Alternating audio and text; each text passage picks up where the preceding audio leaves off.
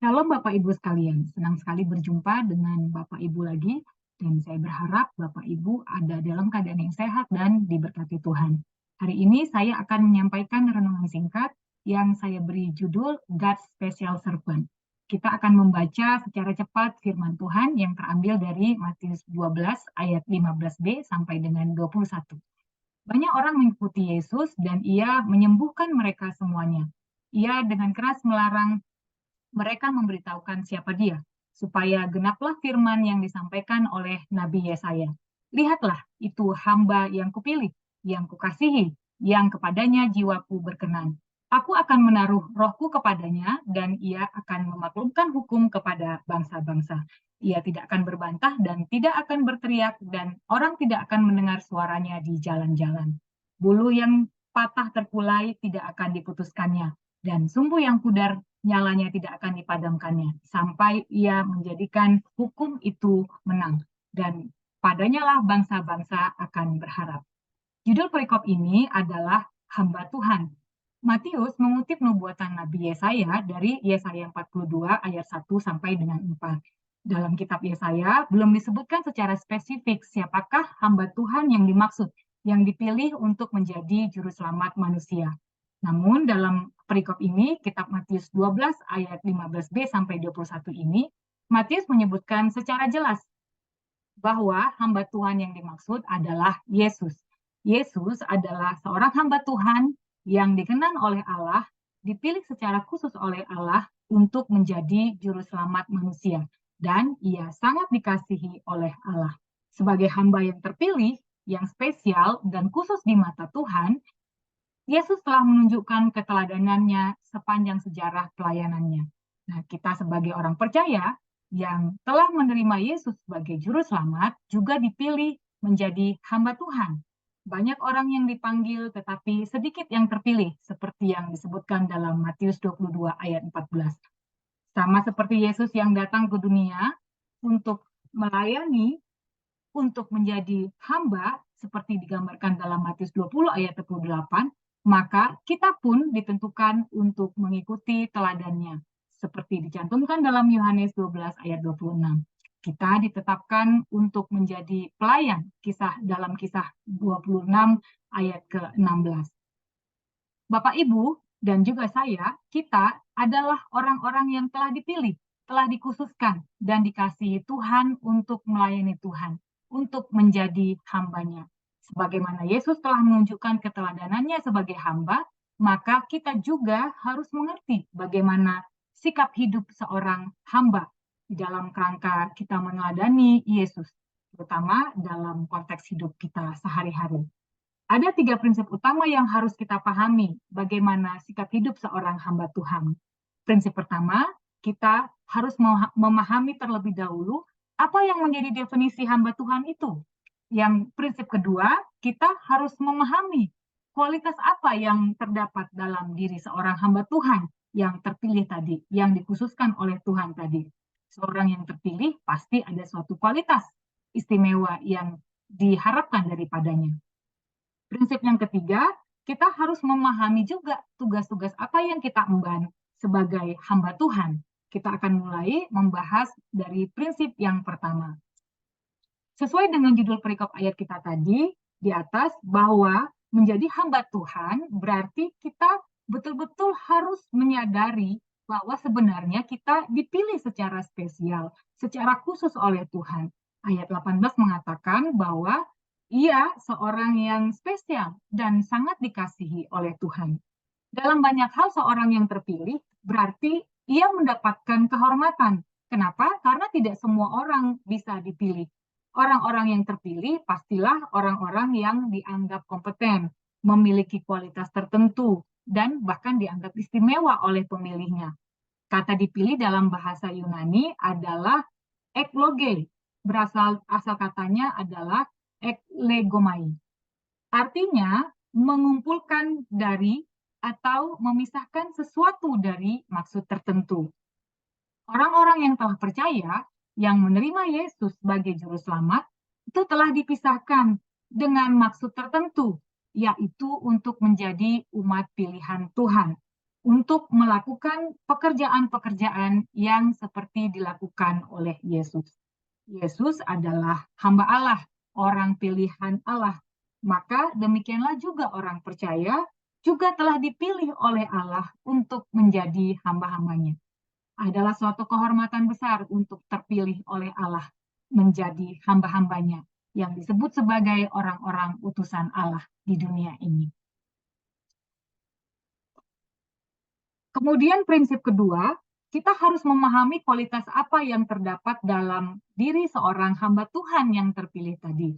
Seperti saya telah sebutkan sebelumnya bahwa seorang yang terpilih pastilah ada suatu kualitas istimewa yang diharapkan terdapat dalam dirinya yang membuat ia berbeda dari orang-orang yang belum dipilih. Jemaat Tuhan dalam konteks hamba Tuhan yang terpilih hendaknya memiliki kualitas seperti yang ditemukan di dalam diri Yesus. Saya mencatat ada 5 kualitas seorang hamba Tuhan yang ditemukan dalam diri Yesus pada perikop Matius 12 ayat 15b sampai 21. Yaitu pertama, ia memiliki sikap hati yang tahu menyenangkan hati tuannya. Yang hati tuannya itu begitu bangga kepadanya, seperti tergambar dalam ayat 18. Ia adalah seorang yang melakukan segala pekerjaan yang dipercayakan kepadanya dengan sukarela, tidak perlu disuruh-suruh, tanpa paksaan. Dan ia pasti adalah seorang yang juga memiliki sikap hati yang tunduk kepada tuannya. Ia memiliki sikap yang rajin, taat, dan setia. Kualitas kedua yang saya catat adalah ia seorang yang suka damai, ia pembawa damai. Dia tidak menyukai pertengkaran, ia menghindari perselisihan, ia menghindari konfrontasi, seperti yang digambarkan di dalam ayat ke-16. Yesus bahkan dikatakan melarang orang-orang memberitahukan tentang dia, karena Yesus menolak konfrontasi dengan orang-orang Farisi yang membenci Yesus, bahkan berencana untuk membunuh dia.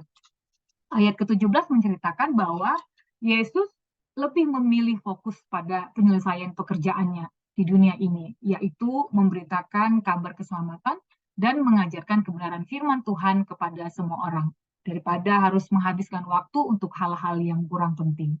Kualitas ketiga yang saya catat adalah ia seorang yang juga mengalirkan berkat bagi banyak orang. Ia seorang yang dicari-cari oleh banyak orang, seperti halnya Yesus. Dalam ayat 15 diceritakan bahwa sekalipun Yesus telah menyingkir dari rumah ibadat, banyak orang tetap mengikuti dia. Demikian pula lah kita sebagai hamba-hamba Tuhan. Hendaknya kita dicari oleh banyak orang. Karena kasih kita, karena kebaikan kita, karena kemurahan hati kita yang dirasakan oleh banyak orang. Kualitas keempat yang saya catat adalah ia seorang yang memiliki belas kasihan kepada jiwa-jiwa, kepada orang-orang yang lemah, kepada orang-orang yang tidak berdaya, kepada mereka yang belum diselamatkan. Seorang hamba Tuhan akan dengan giat memberitakan keselamatan kepada banyak orang dan berpihak kepada mereka yang membutuhkan pertolongan, seperti yang digambarkan dalam ayat yang ke-20. Bagaimana Yesus tidak pernah menolak orang-orang yang sakit yang datang kepadanya. Ia menyembuhkan mereka semuanya.